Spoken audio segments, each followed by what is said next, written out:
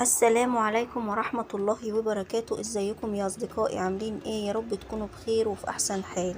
النهاردة ان شاء الله هقدم لكم بارت 4 اللي هو بقية سلسلة رحلة مرسى مطروح ل 2024.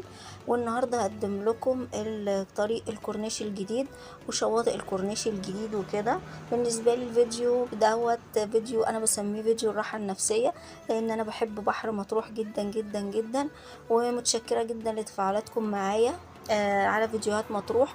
وفي ناس كتير ما كانتش عارفة اي معلومة عن مطروح، كان نفسها تروح مش فاهمة تروح ازاي او المكان هناك شكله ايه او تفاصيله، وشكروني جدا على التفاصيل. انا جدا بحب التفاصيل وبحب اذكرها وبحب اقدم معلومة، ولما حد بيستفاد انا بكون سعيدة جدا وفرحانة. وشكرا على التعليقات الجميلة الايجابية ومتشكرة ان انتوا بتتابعوني او بتشوفوني اصلا. وسعيدة جدا بارائكم.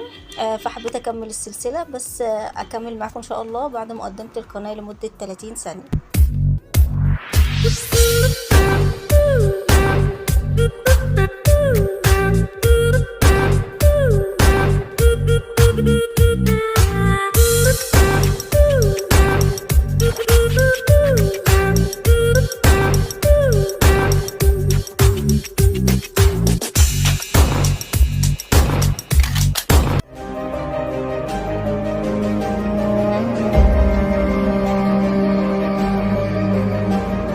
مبدئيا بسم الله وما توفيقي الا بالله. ده طريق الكورنيش الجديد، وانا كنت اول مره ان انا اروحه، كنت ماشيه عليه.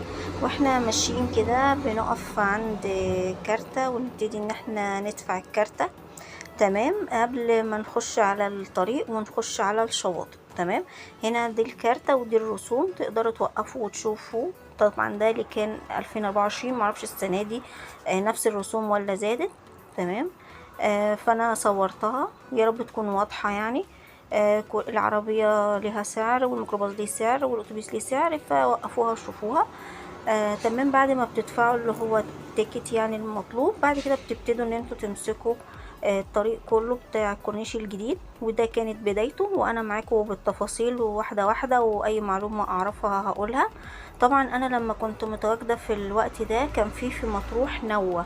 النوة دي كانت عامله ان البحر معكر، وكان في زي عشب كده اسود في البحر، فكان في ناس ما بتعرفش تنزل الميه وكده. وكان في اوقات من كتر النوة وان الموج عالي وبيسحب كانوا قافلين الشواطئ. في ناس كتير سألتني على بورتو مطروح، انا كنت مصوراها اصلا.